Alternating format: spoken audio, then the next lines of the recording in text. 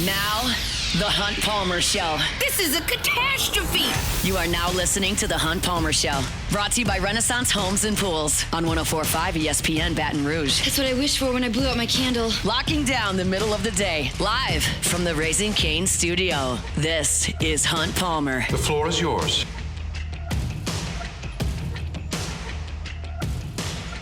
Welcome in. Hunt Palmer coming to you from the Raising Cane studio downtown in the capital city on this Wednesday. It means we're brought to you by Renaissance Homes and Pools. About half that work week in the rearview mirror. Got Jordan Kitchens, Cassie Spazzali back there on the ones and twos. And we got a ton to get to. We got a new Saints training camp darling that we're going to talk about. Plus, Colin Cowherd thinks the black and gold are headed to the playoffs. We'll get into a little bit of that. It's What If Wednesday. If you want to hit me with one of those questions for 30 minutes from right now, hit us up on the text line, 225-499-1045.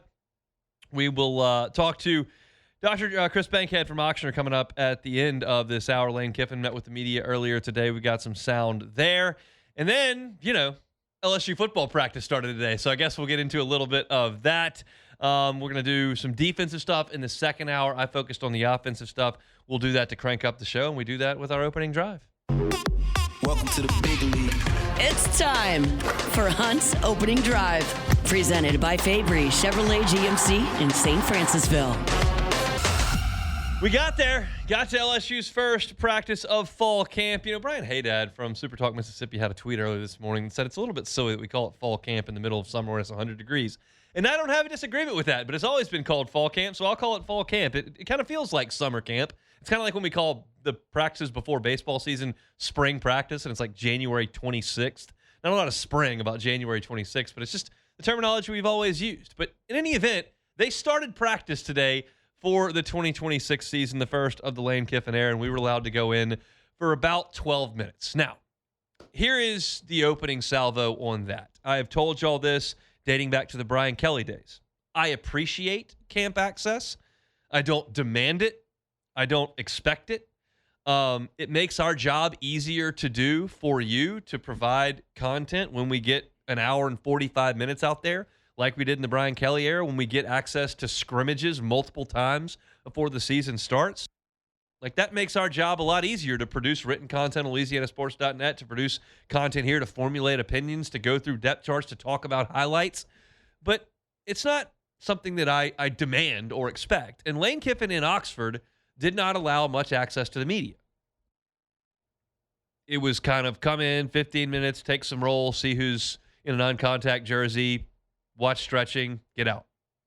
And he came to Baton Rouge, and he said, okay, we'll give you some access in the spring. And we got 30, 40, 50 minutes out there at times during spring workouts. And I'm kind of looking at this going, okay, we'll see.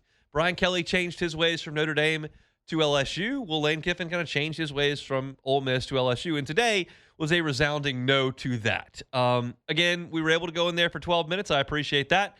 But I'm not going to try to extrapolate 12 minutes into an hour of content here. It's just not realistic. And so what I decided to do, understanding that the periods were going to be short today, I did not try to survey the entire football team. I can't do that in 12 minutes.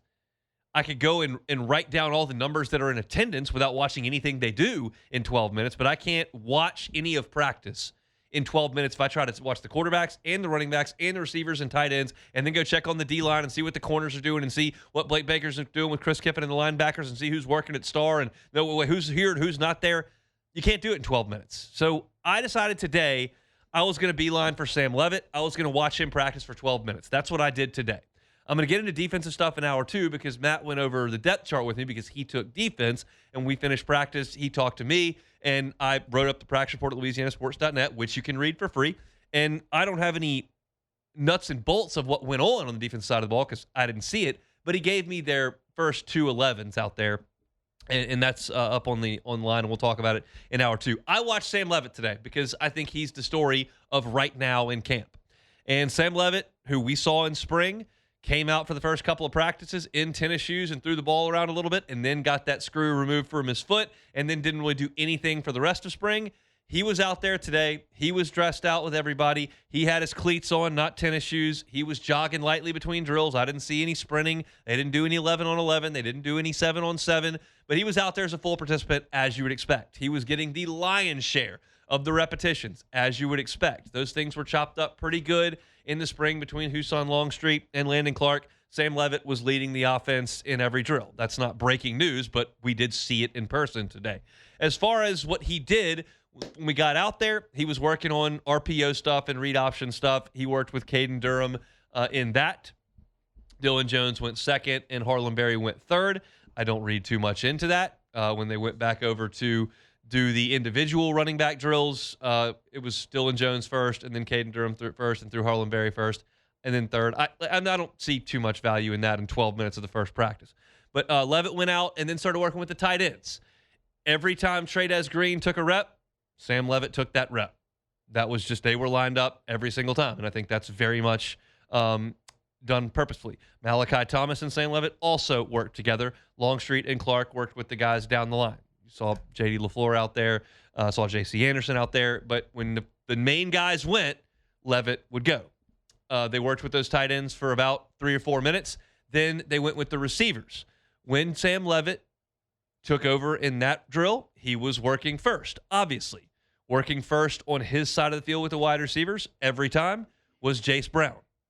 Malik Elzy was over there as well. Again, it's 12 minutes of the first practice here. But I do believe it is absolutely reasonable to suggest that Jace Brown will lead LSU in targets as a wide receiver, and Trey'Dez Green will lead LSU in targets as a tight end, might lead LSU in targets, period. I think it's very possible those two guys lead LSU in targets. I think Jackson Harris has a stake in that. I think Winnie Watkins has a stake in that. It wouldn't stun me if someone that is not top of mind, like perhaps Trey Wilson or Phillip Wright, jumped in there. But right now, I think it's reasonable to say, yeah, there's a reason Jace Brown's working first over there. There's a reason Trey'Dez Green's working first right there. Those two guys lined up with Levitt every single time. Now, what did it look like? Well, Levitt was very good, I thought, in the short and intermediate stuff. He hit Trey'Dez Green on a couple of crossing routes. He hit Trey'Dez Green on a couple of seam routes.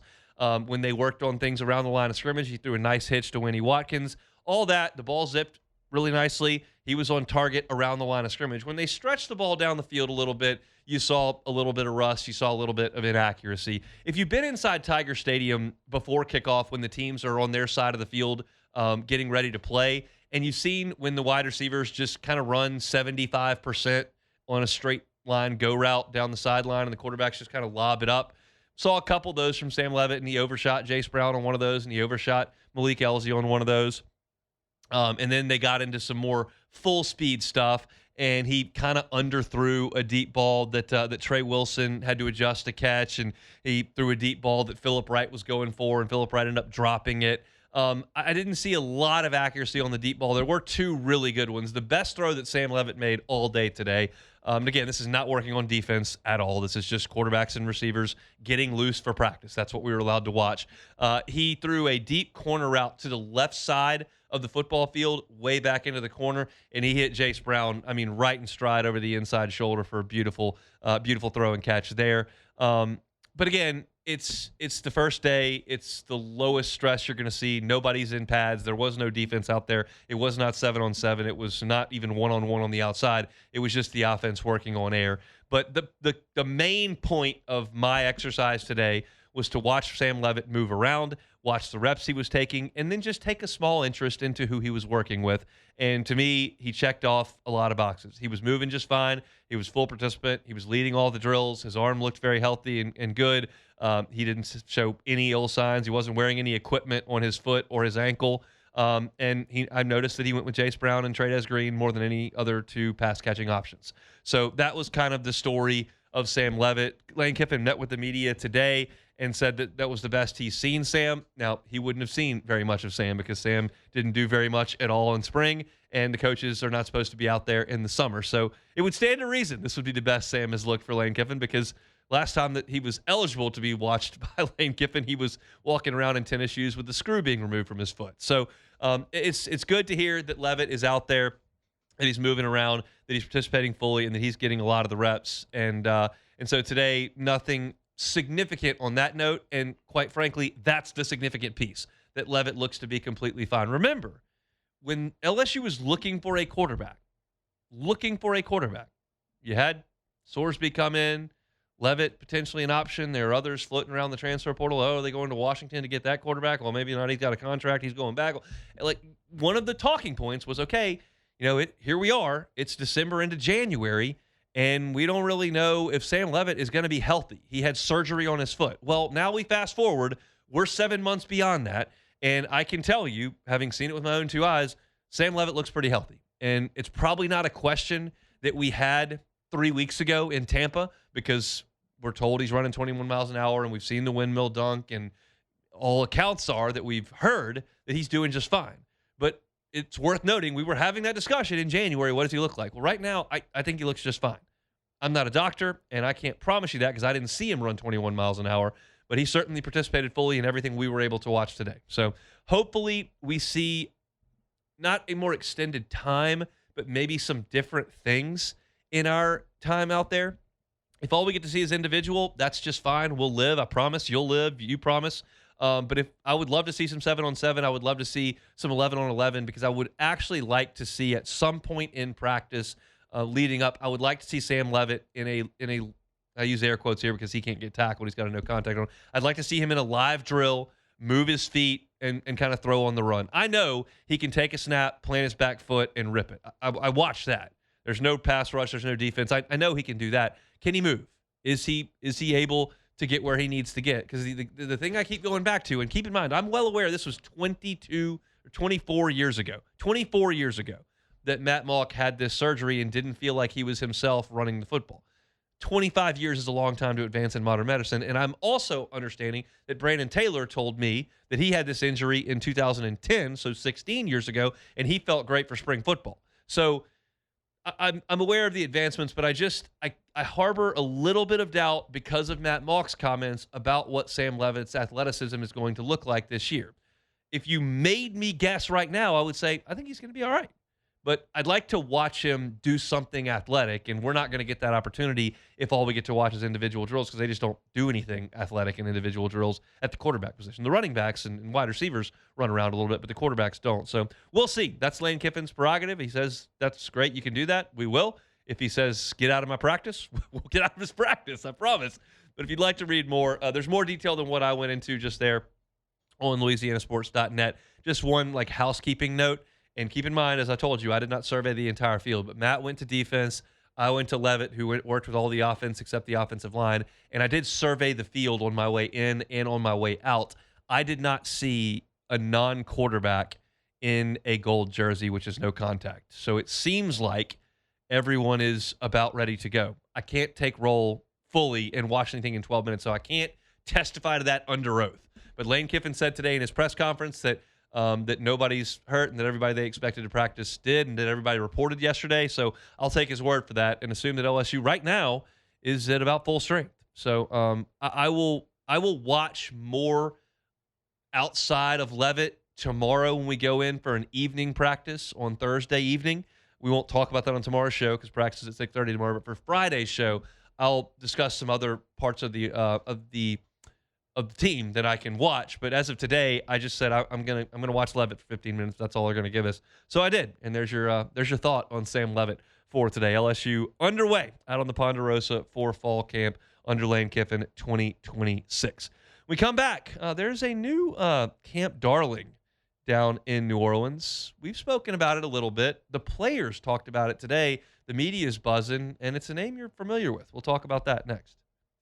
The Hunt Palmer Show. Gotros Outdoor Power. Gotros Outdoor Power. 2 locations. Of course, the one on Airline right here in Baton Rouge and the one in Gonzales. They've got their summer clearance sale.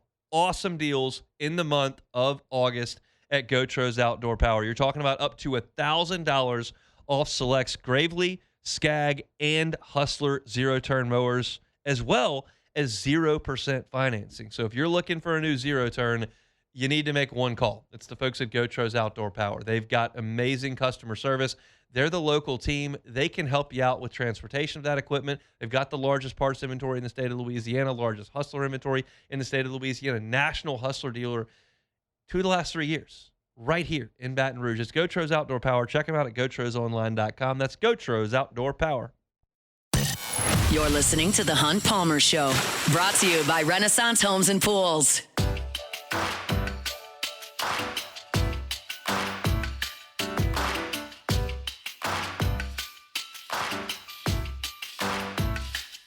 School's rolling around here.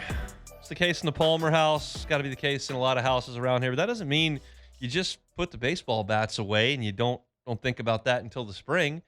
If you've got a youth softball player, youth baseball player under your roof that wants to practice year-round, wants to take swings year-round, you got a place you can do it right here in Baton Rouge at Marucci. Become a member of the Hitter's House. You get key card access to their hitting facilities, and you can use them 24/7. It's an incredible resource here for youth baseball and softball players. Not only is Marucci the official bat of Major League Baseball, but it's a facility that you can use to improve your game. Cages are available. You can work on your pitching as well. Go check it out. If you've got a youth baseball or softball player and have never given it a thought, I would highly suggest go give it a look. You can also take a campus tour there and learn where the official bat of Major League Baseball is made. They make 1,200 of them every single day, ship them off to the best players in the world.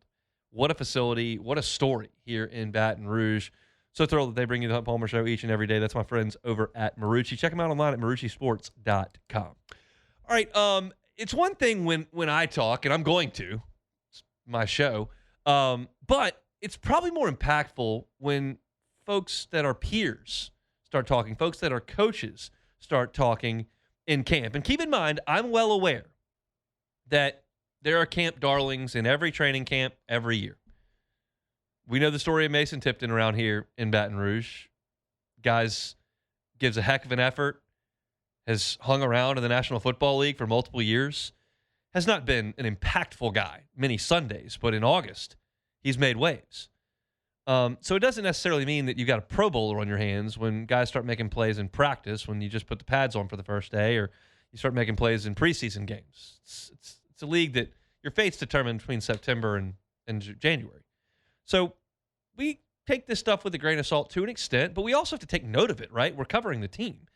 And there is a player who, now that we're beyond a week into Saints camp, that is starting to make some waves, not just with the media, but with his peers and coaches. We'll start with Kellen Moore's conversation today with the media. The head coach of the Saints was asked what he's seen from Barion Brown, who once again made some really nice plays today out at Saints practice. I think we watched a lot of evidence of him playing receiver and playing impactful plays in the SEC for a number of years, not just the LSU year, but the Kentucky year. And when you watch all that exposure and get to know Barion, you're really fired up to have this guy. And so he's doing a great job. And I think the hardest part for these young guys really isn't the physical. You know, there's an acclimation there, but there's so much mental. And so I think that's credit to him that he's been really prepared to go out there and play. Is there anything you have to manage on the mental side when the performance is so good early on to kind of, temper a little bit of the expectation around him, or are you comfortable with all that? Every day is a different install. Every day is kind of new material. And so it's just a matter of these guys getting acclimated to that, preparing each and every day. And so, training camp's a journey. Guys are going to have good exposures early, and we just got to keep going. How do you say we get to know him? Describe Barion. Like, what do you mean by that? Like, what do you like about him? Yeah, I think his energy he brings, I think that's important. You need guys like that who kind of, raise the level of juice and enthusiasm at practice. And I think he backs it by how he plays. He's kind of like got that little spark plug component to him when he makes a play. And I love the way he celebrates. Like, I think that's an important part of this thing. And so I think he's just done a really good job. It's interesting to hear that from Kellen Moore about Barion Brown when he says that they watch tape, because you would have to watch tape. Because the statistics are not going to jump off the page at you with Barion Brown. He had a good SEC career, but he was not a dominant player at any point. As a freshman at Kentucky, 50 catches for 627. That's a heck of a year. That's a nice freshman year, no question. As a sophomore, he had 43 catches for 539. Again, nice year. As a junior, he missed a couple of games, but 29 catches for 361. That's not going to 361 yards receiving, that's just not going to knock anybody's socks off. And you look at his time at Kentucky. 3 years as a starter at Kentucky. He had 1,528 yards. Malik Neighbors, as a junior at LSU, had 1,569. Malik Neighbors had more in 1 year at LSU than Barion Brown did in 3 years, which were not cut short by injury. You're talking about 37 games. In his entire SEC career, if you bake in his LSU year, which was 53 catches for 532, Barion Brown had 12 career touchdown catches. Chris Olave had 13 as a senior and 14 as a sophomore. Chris Olave had years at Ohio State where he had more touchdown catches than Barion Brown did in 4 in the Southeastern Conference. And that's not to disparage Barion Brown. It's to suggest he was really, really, really underutilized. And I talked about this earlier this week, but this brings, when Kellen Moore talks, and we're going to hear from Zach Wilson a little bit later, when those guys talk and they're with him every day and they're watching him produce rep after rep after rep, that means a lot more than what I'm telling you. But I did watch Barion Brown in practice last year, and I noticed that this is not just a straight line speed guy who's just a kick returner. No, he can actually run routes. He catches the ball away from his face mask. He creates separation from defensive backs. And LSU had some good defensive backs out there last year. Mansour Delane's out there. DJ Pickett's out there. PJ Woodland's out there. Like, they had some good defensive backs. And Barion Brown was making some plays in one-on-ones and in 7-on-7s. Now, once you got into 11-on-11, LSU couldn't pass block. The quarterback was hurt. The backup quarterback wasn't very good. The scheme wasn't any good at all. They didn't stretch the field. Like, all of a sudden, all these good things that Barion Brown can do were just dumped in a trash can because the offense stunk. But there was enough tape through 4 years. There were enough good reviews when the Saints did their homework. There was enough effort at the Combine and Pro Day and the kick return aspect of it that obviously helps for the Saints to go, okay, this is a guy that we want to take in the 6th round. And oh, by the way, let's just not say, oh, it's just a 6th-round pick. The other element to the fact that he's a 6th-round pick is you took another wide receiver in the 1st round and another wide receiver in front of him in Lance. So, like, there was no urgency for the Saints to take a 6th-round wide receiver, but they did see enough in him, and this might be a hit. Again, it's August the 5th. I know. Winning a couple of one-on-one reps out there is not going to seal your fate with the football team, but you had a wide receiver retire in Jalen Polk. Mason Tipton's not out there. You don't have a ton of rapport with Tyler Shough for anybody out there. Olave's got a little bit. Vele's got a little bit. But you're kind of in an open competition. Tyson's got a leg up. He's a 1st-round pick. But Lance comes from a lower level. You've got 4 years of experience in the SEC. And there's probably a spot open on this roster that Barion Brown could occupy as a 5th or 6th receiver and a return man. And it would be an awesome thing for him to make that happen. Now, Zach Wilson's going to spend a lot of time with Barion Brown because Shough is going to be working with Olave. He's going to be working with Tyson. He's going to be working with Vele. So your second-team quarterback's going to be working with some of the guys down the list, the late draft picks, the undrafted free agents, the veterans who are trying to make the team. And here's what Zach Wilson had to say about Barion Brown today. Yeah, he's a freak athlete. I mean, he's got a lot of energy. He's running around all over the place, and he's raw, so he's learning, and he's a fun one to just watch in space too. What does that energy do for you guys as teammates, and does it psych you up to see his reaction after? Yeah, that's why you love those young guys, man. When they first come in, they got so much juice, and you're excited for him to continue learning to be a professional in the game, and he's going to be a good piece for us. I don't want to make too much of this, but I heard it from 2 different people there. So I'm going to extrapolate on it. There's something to be said for bringing some energy, for bringing some juice. Now, it's easy to do it 8 days into camp, your first camp. Do you still have that on August 27th? Like, do you still have that juice after you've been at this in the 100-degree Metairie heat for 4 weeks? It's a question. And I've seen Barion practice. I've interviewed Barion Brown.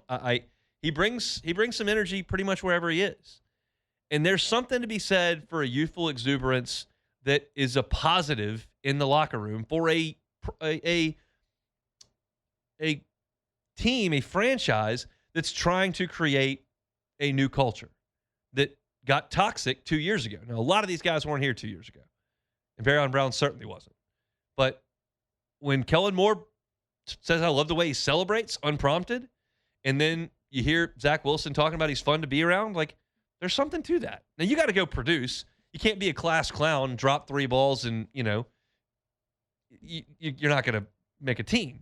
But if they're weighing everything and you're equal with somebody, but, hey, this guy, 1, returns kicks, and 2, the guys like being around him, and he brings a lot of energy and practices the right way every day, well, now all of a sudden, you're trying to separate yourself. And there's a real chance Barion Brown is going to stick here. Now, I'm not betting on that. I'm not rubber stamping that this early in camp. Let's go see some preseason games. Let's see him do some joint practices. Let's see him continue to produce at this level and bring the energy that he has. But I think it's reasonable to suggest this is a real talent that was rated that way out of high school. He was a high 4-star recruit when Mark Stoops got him at Kentucky. But he went to Kentucky, and they can't throw the ball. And he spent 3 years there, and they couldn't throw the ball. And then he came to Baton Rouge, and they couldn't throw the ball. So he's underutilized.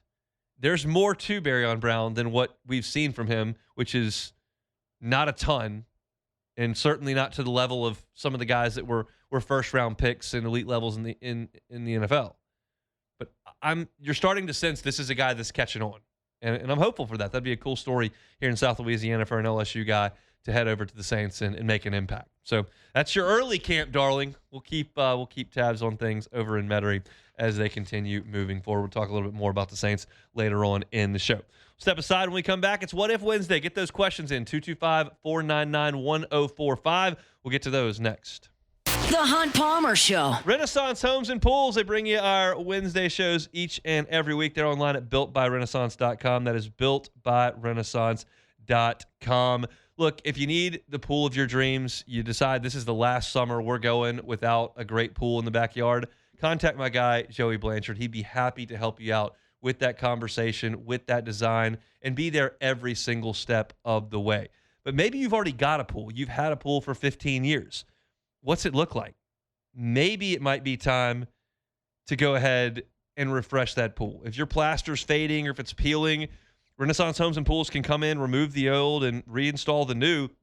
They don't even have to remove the waterline tile, but that might be a good time to do it if you're updating that pool. That new waterline tile and new plaster are going to make your pool look brand new, and that remodel could expand to decking, your pool equipment, adding automation control, pumps, heaters, lights, valves.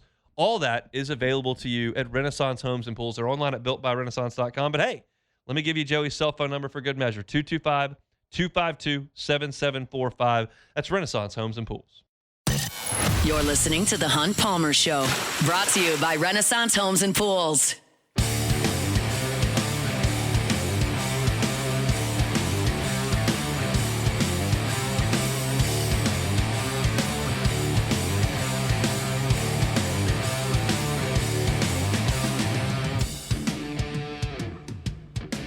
Boudreaux's Electrical Services, online at boudreauxelectrical.com. That's boudreauxelectrical.com.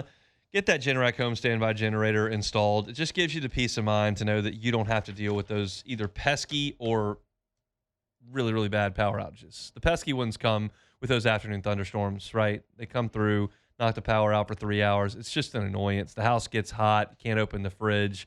Might have to leave for a while. You can't watch TV. That's a nuisance. But then we've got storms that come through. And sometimes you're without power 4, 5, 6 days. And that's just a real problem. You got to leave. And then when you come back, you don't want to come back to a hot, dark house. You want to come back to one that's powered. And a Generac home standby generator from the folks at Boudreaux's Electrical will do that. Be proactive, not reactive. Don't let the next power outage happen to you and then go, okay, I'm not dealing with this anymore. Just call Neil and Melissa up, say, hey, I'm ready to put this Generac home standby generator in. They'll send a local team out. They'll give you a quote. They'll get that installed. They'll service it. They'll monitor it.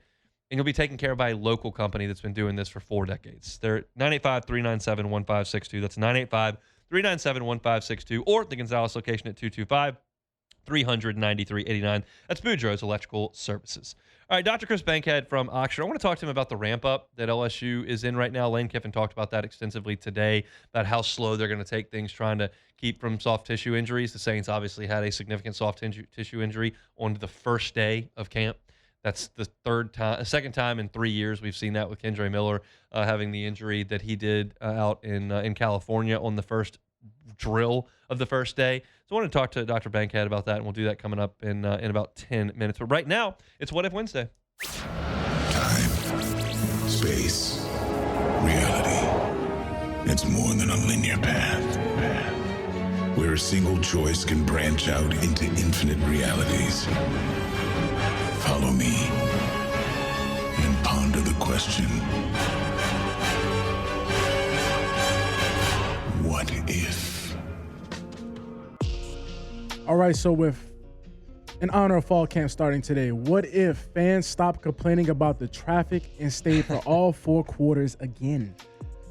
I try to tread lightly on the fan thing because I don't live in that world. I get a free parking pass. I get to walk to my seat in the air-conditioned press box. I don't pay for season tickets, and by the time I leave, there's no traffic because I do the post game. Yeah. So now part of that is I can't go, have some beers and cheer for LSU in the stands. I can't tailgate. Like, there are some negatives that come with it, but my game day experience is just very different than the LSU fans experience. And I can't speak to it from a financial perspective. It's a huge investment for LSU fans and for any fans of any sports team to invest in season tickets and the concession prices and the whole thing. And like, that's different for every single person.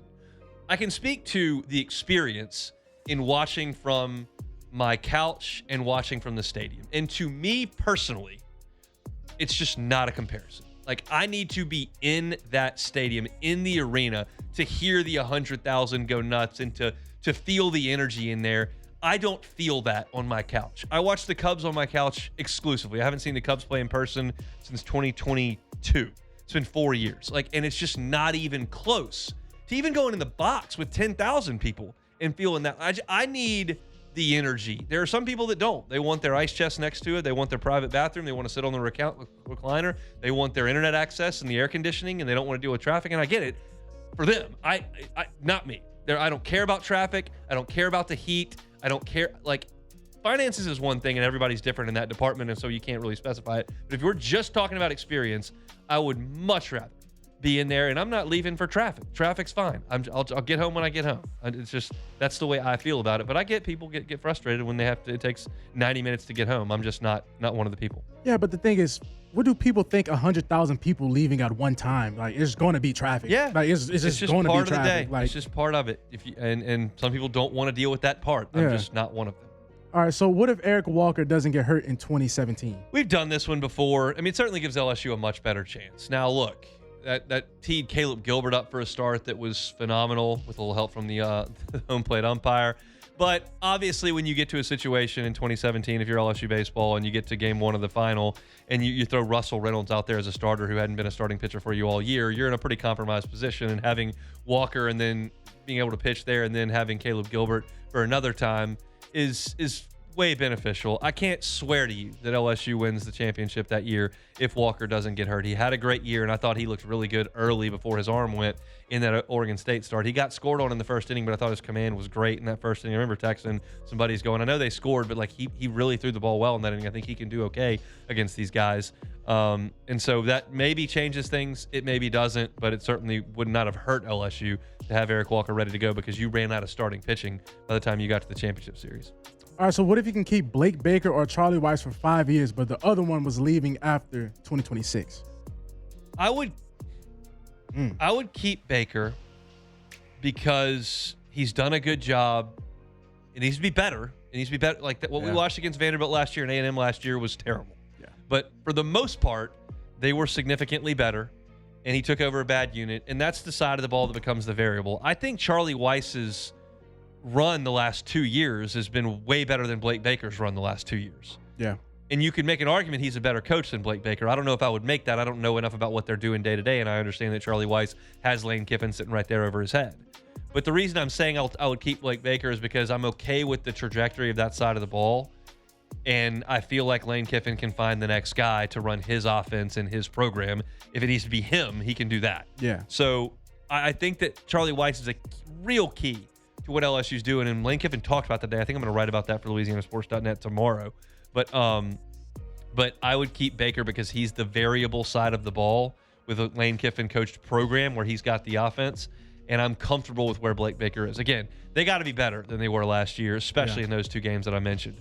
But Marcel Reed, my goodness, it was awful. And Milroe, yeah, terrible. But I would keep Baker because I think he's doing a good job. All right, so this is from the text line. What if Hunt is required to participate in all of LSU's training camp outdoor conditioning drills, but he's allowed to skip just one? Which one would he choose to skip? Well, that's tough. I would need Hester Flynn, Brandon Taylor, and T-Bob and those guys in here to tell me what the drills are. They're all going to suck, though. They're all going to suck, and I probably can't suck. finish them. I can run in the heat. I Yes. can run for a long time. I can't run fast, But I can go out and there. I don't ever sprint. So, like, I'm 38 years old, and I tried to get into a sprint at one point last summer, and I kind of felt like if I kept going, that might not be good for the hamstring. So I pulled up. I didn't like twinge or I didn't pull a hamstring, but it just kind of didn't feel great. So anything they're doing with sprinting, I think is where I got to skip that. Yeah. But like if we're doing distance running, I'm not in as good a shape as the LSU football team, but I run every morning. So I can run from some distances. And if we get into the weight room, I'm just shot because I haven't lifted a weight since 2006. So that's where we are on that. Little conditioning, though. Just a little conditioning. I'm actually. It would be bad. I would probably pass out and need medical attention, but I'm in decent shape.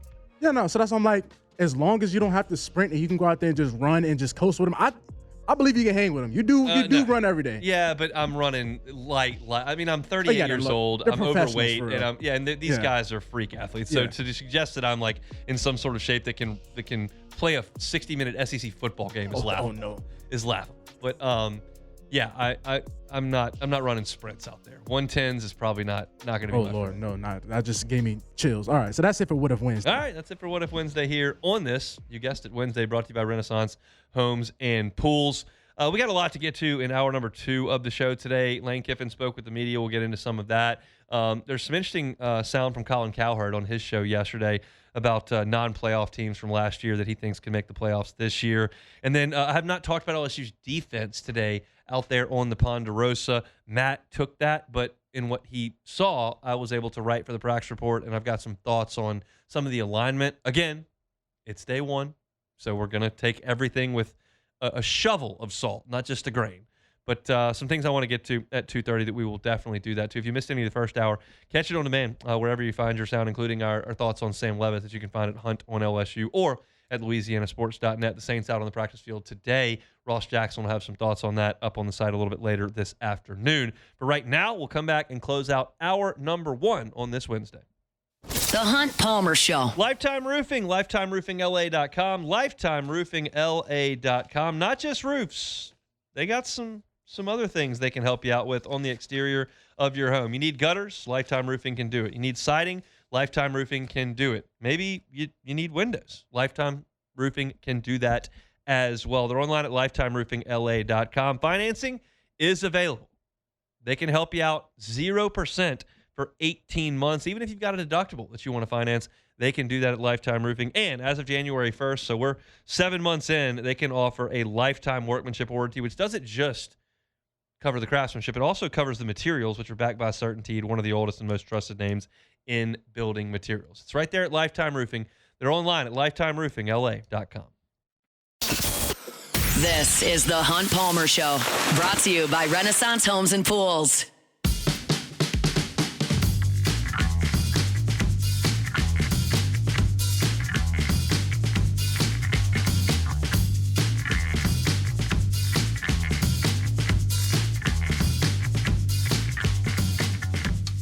Renaissance Homes and Pools, online at builtbyrenaissance.com, builtbyrenaissance.com. Looking for pool of your dreams for next summer. You've let this one pass by. It's been 1,000 degrees every day, and you don't have that pool you always dreamed of? Well, get ready for next year with Renaissance Homes and Pools. Again, they're online at builtbyrenaissance.com. Time now for our segment we do once every 2 weeks with our friends over at Oxford. Dr. Chris Bankhead, good enough to give us a little time here on the Jim's Firearms Hotline. Dr. Bankhead, we appreciate that time. How are you? I'm doing great, hon. Thanks for having me.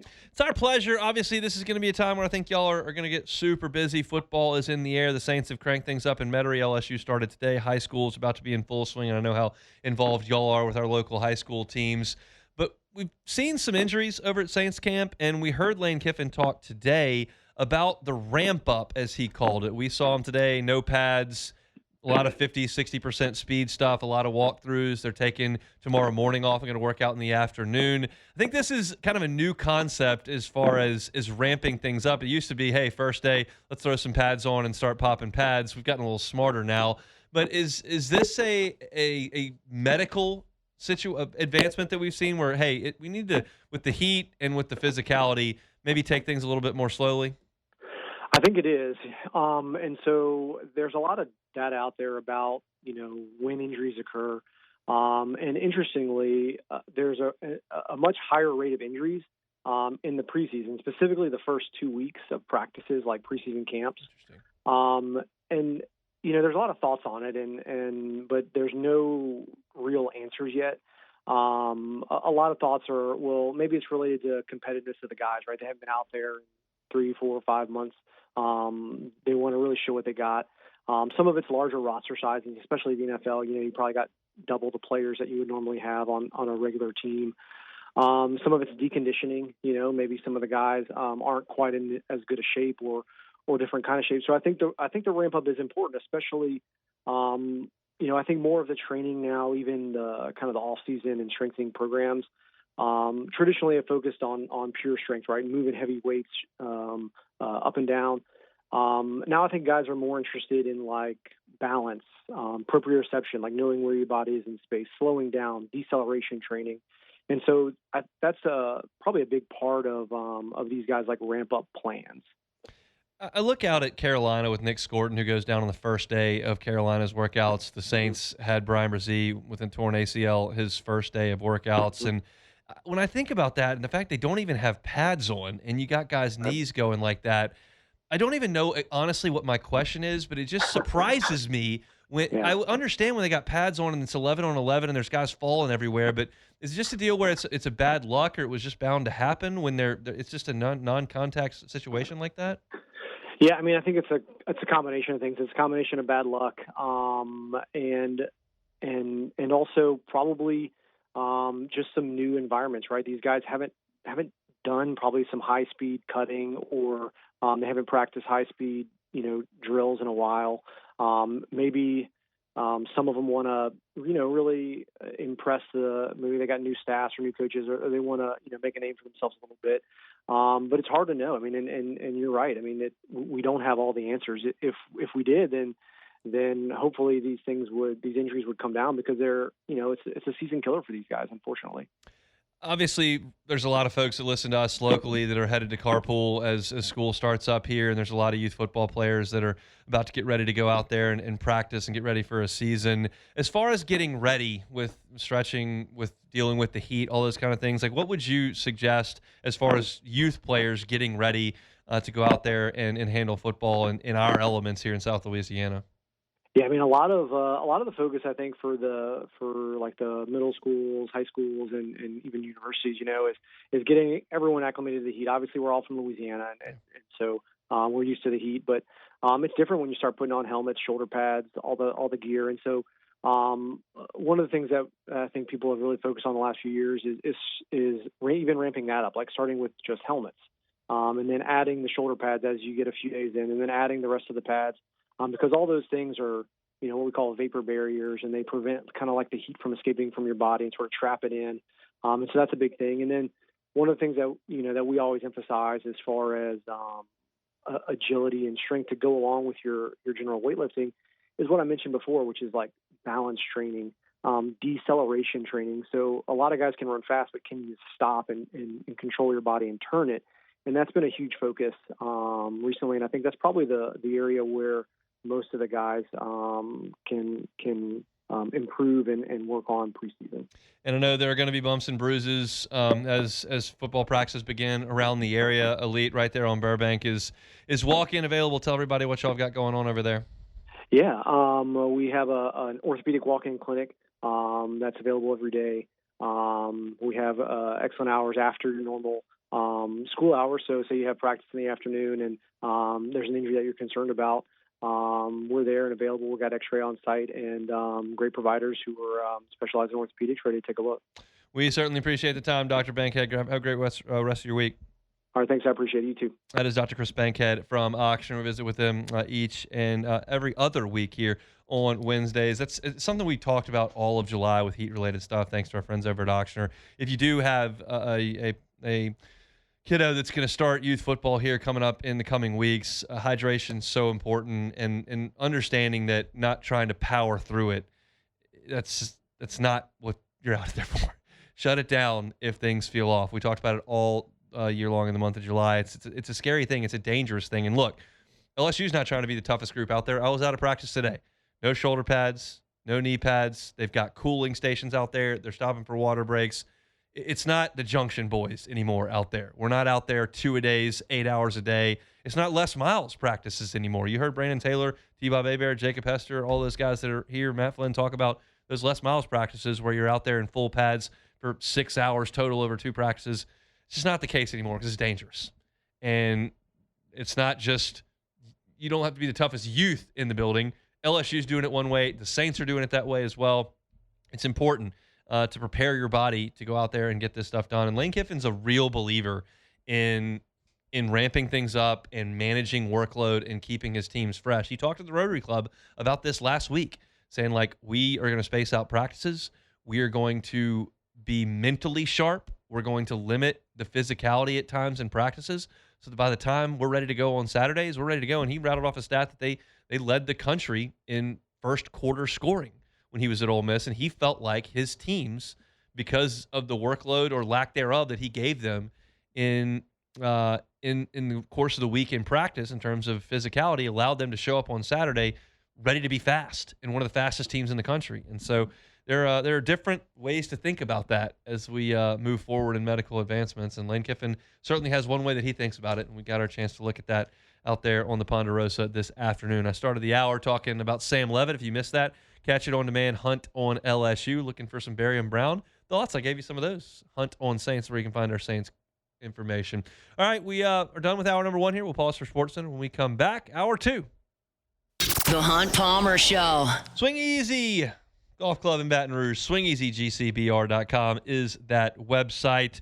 Speaking of the heat, you can ditch that for golf too. Sometimes you got to go out there and play some golf on the weekend. It's a little warm this time of year. If you want to avoid that for your weekend tee time, make it indoors. It's Swing Easy. They've got your golf simulator right there, and you can play some of the most famous courses in the world. Pebble Beach right there on the simulator. You can play where they give you that green jacket every April. They got that course on there. TPC Sawgrass. You want to test yourself on the Island Green. Maybe you want to play Pine Valley or the old course at St. Andrews. You can play by yourself. You can play in an hour, 18 holes. Hit drives, iron shots, chips, putts, and it's all climate controlled right there. You can bring a group, foursome. Y'all can crank some tunes, drink some drinks, play some golf. It's Swing Easy Golf Club right there on Segan at Perkins. Again, they're on Segan at Perkins. Get a tee time for this weekend. Rent a private bay and make it your own. It's Swing Easy Golf Club right here in Baton Rouge.